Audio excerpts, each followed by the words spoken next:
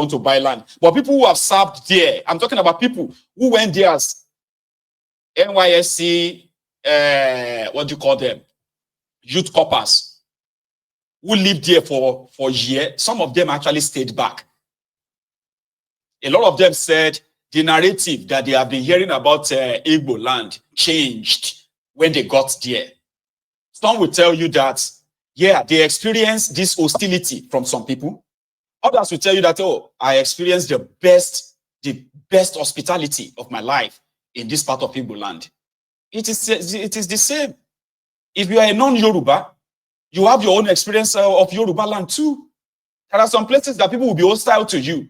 We know they sell anything to Igbo. We don't want. We know they rent houses to Igbo. We don't give our house. You know, that doesn't mean that the Yorubas are not hospitable.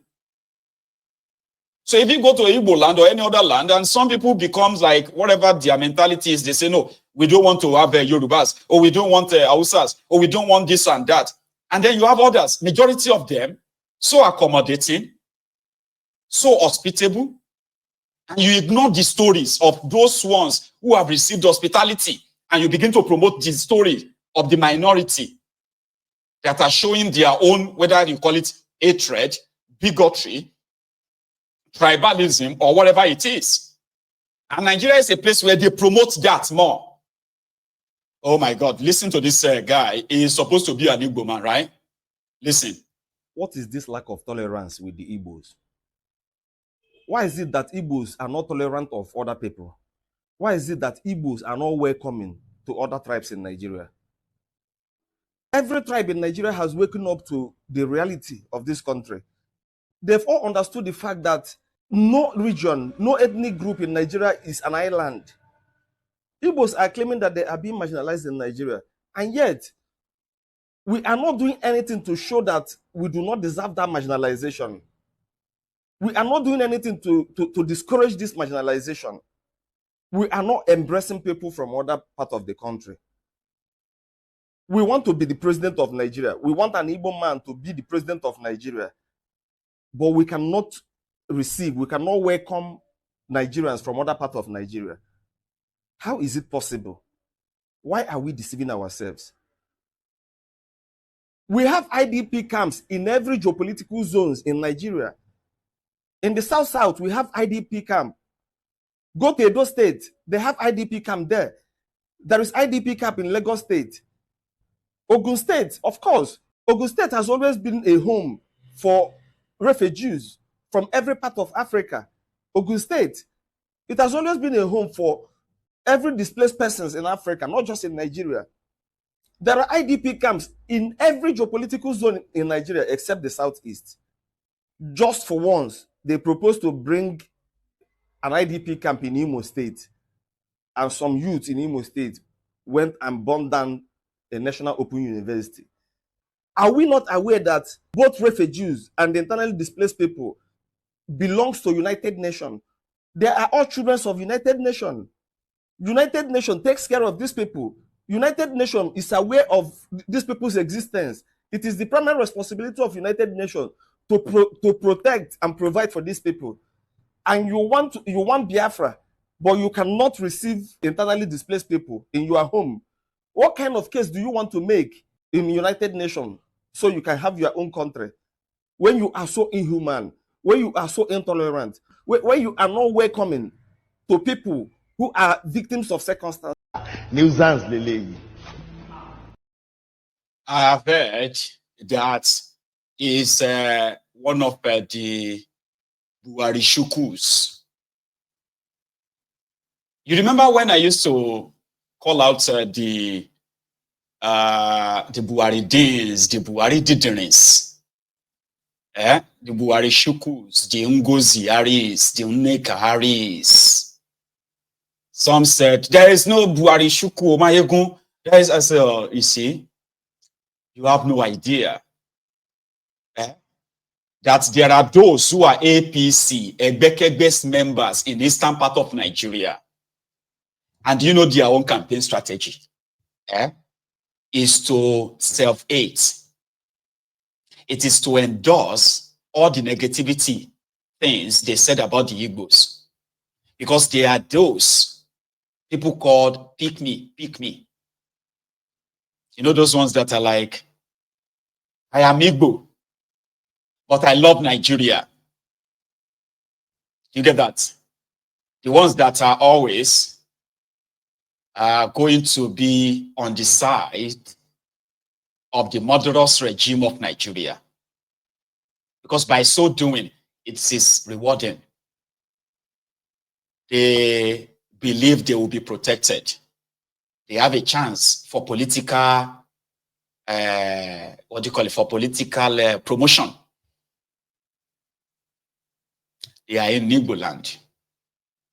There are those that will deny Biafra. There are those that will promote the killings of Biafrans too. As long as Nigeria can reward them, make them governors, make them ministers, senators, and all that, you know, political patronage. That's one of them. The internally displaced persons that he's talking about, to start with, is an aberration and then a complete insult to the people of Eastern Nigeria to start with. The internally displaced persons, they are not from Igbo land. They are not from Imo State, and they are not from any part of Igbo land. They are bringing internally displaced person from Borno. The entire Borno state and the landmass of Borno state is more than half of the 5 states of Eastern Nigeria. They couldn't build IDP camp for them there. Niger State is bigger than the entire eastern part of Nigeria.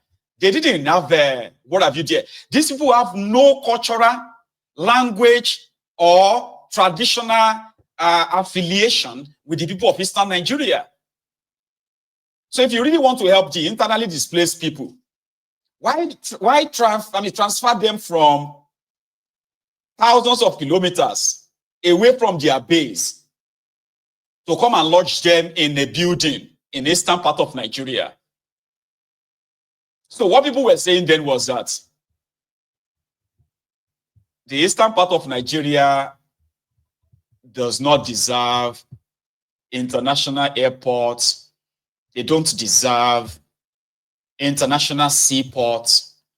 They don't deserve motorable highways that run through all their cities.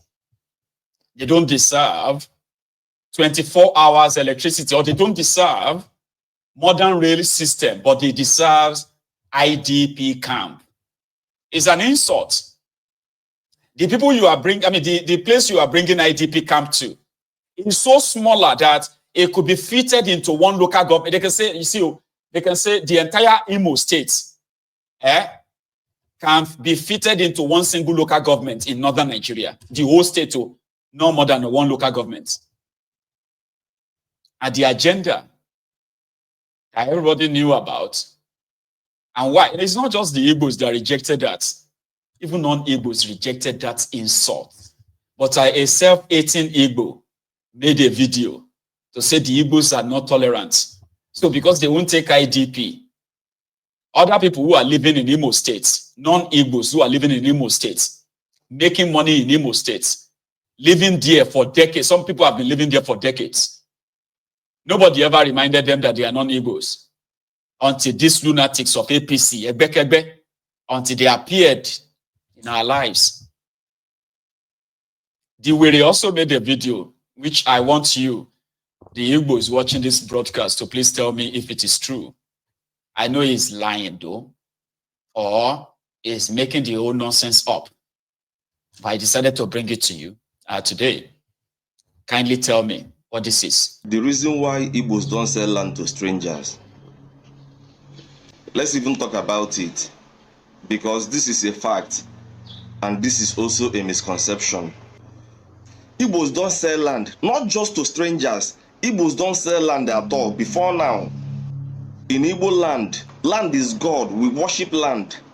We call it Ani. Ani is God of justice. land is beyond an item. We worship it. It has a deep religious meaning for us. When you are seeking for justice, it is Ane, the God of justice, that you will cry to and you will get justice. So because of this, it is almost a taboo for anybody to sell land in Igbo land before now. In fact, there is a very serious stigma that is attached to selling land in Igbo land. Any family that is used to selling land is seen as a useless family. When somebody wants to bury his loved one and then he sells land to be able to raise funds to bury his loved one, it is assumed that he is burying two people.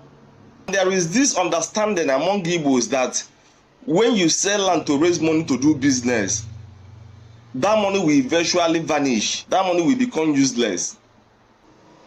Before now in Igbo land, or even till today in Igbo land, when you use your land as collateral to borrow money and you go and marry with that money, the person that borrowed you that money will not return your land to you.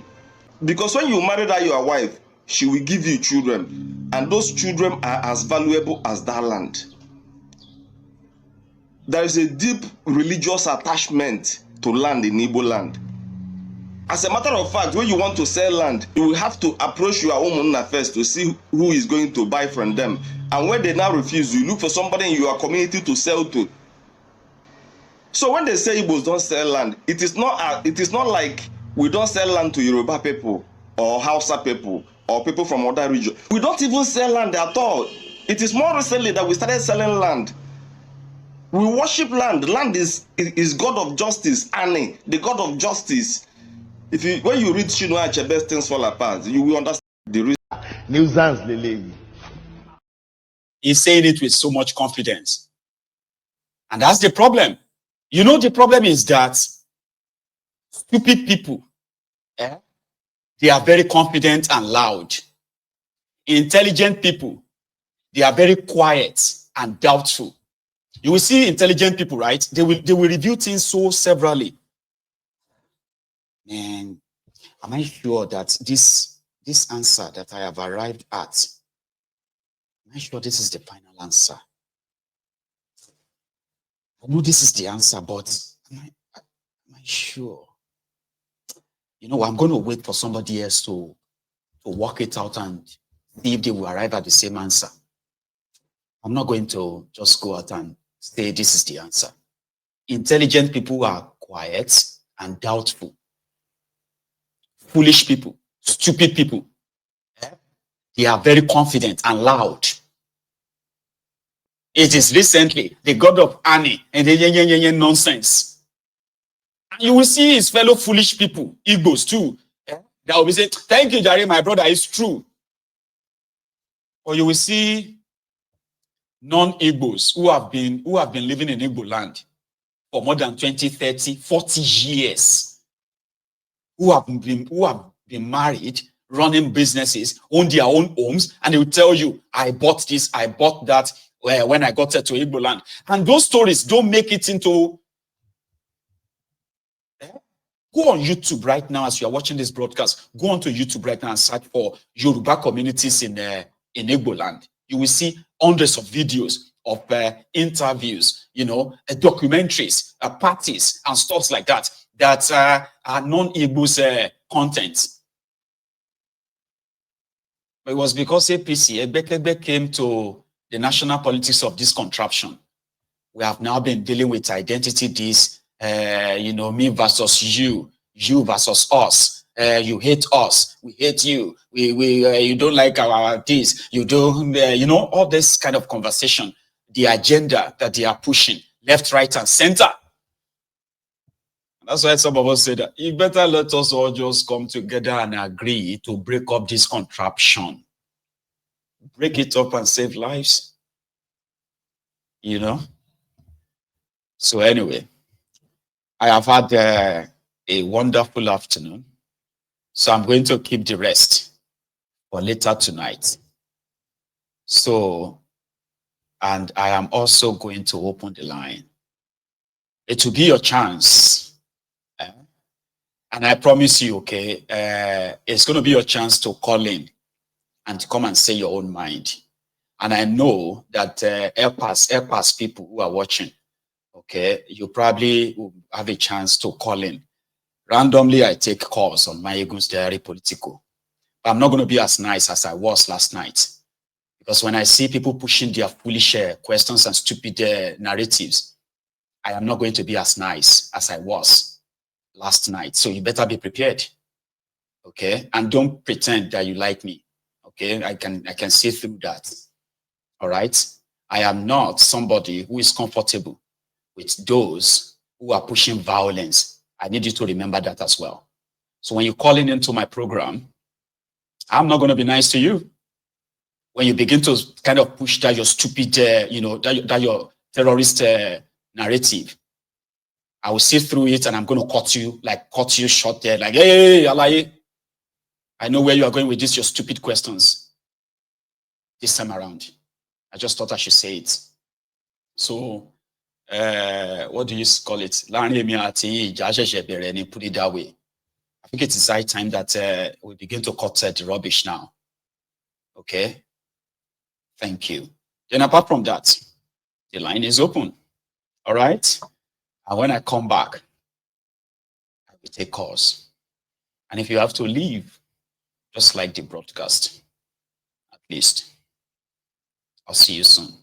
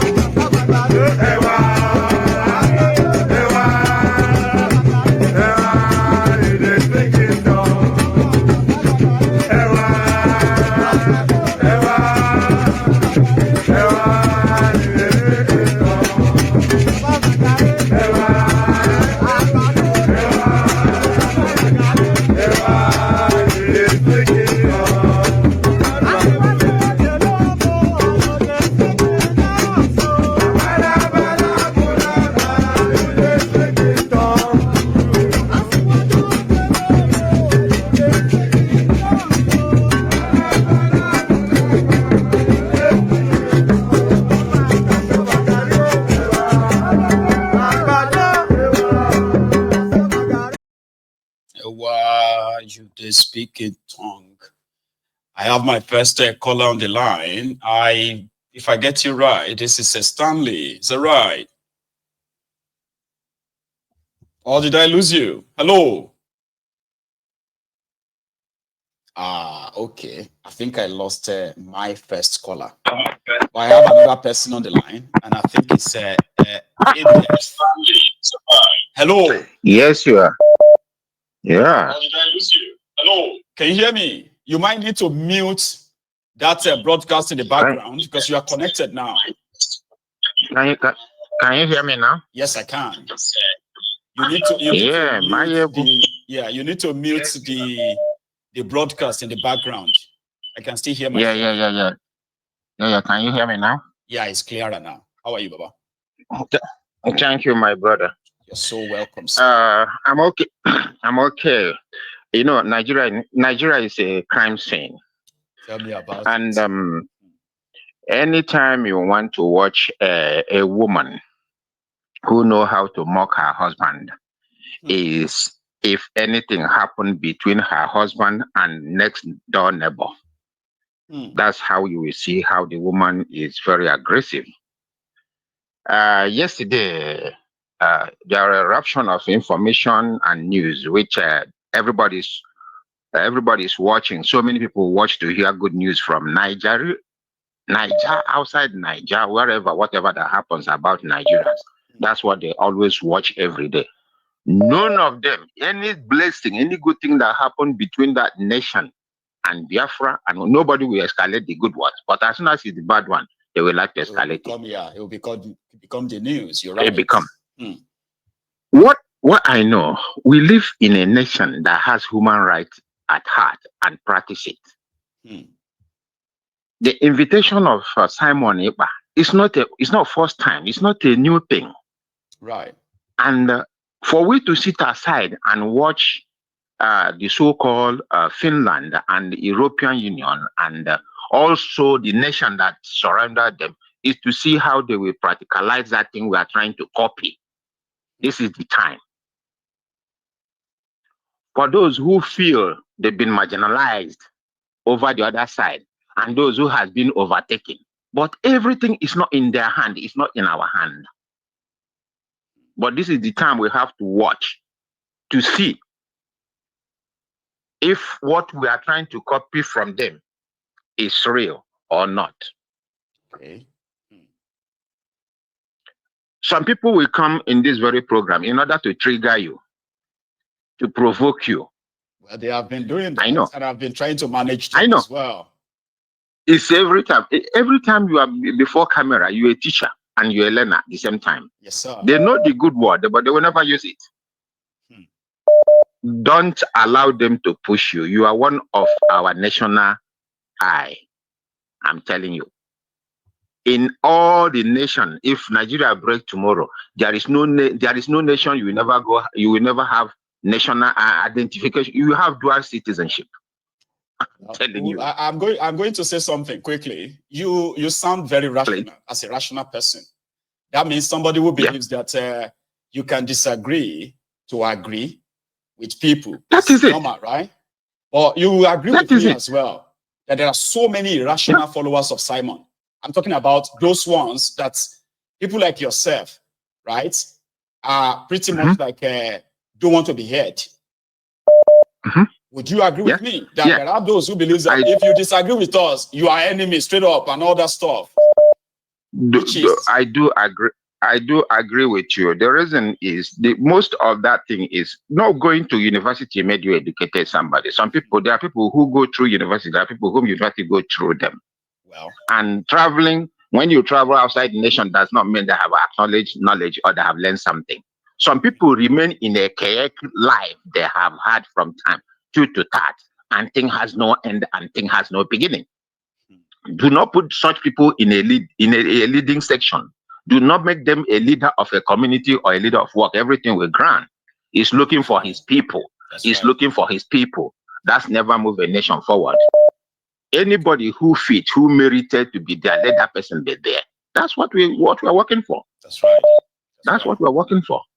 Well, I hope because more of you and more like you yourself that will as indeed, this, right? As this, go on.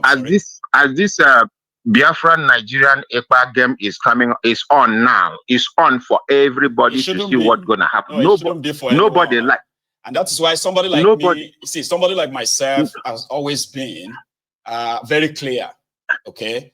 And that is if we see what Nigeria has done, if we see what Nigeria has done or still doing, right?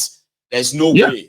There's no way that we won't see what is called for every action, there is an expected counter reaction. But what I objected to totally, which I kind of like never eat, is the fact that you cannot either directly unleashing the terror on them or promoting the terror on your people. You can't justify that. There's no rational person that should. All those things is just ending at where? At the people are grassroots, because all of them will jump out and go and dine with. I will tell you one thing now. I don't give you one illustration. Go on. If you watch one of our man of God is called Eze. I'm not against him. Right. Jerry Eze.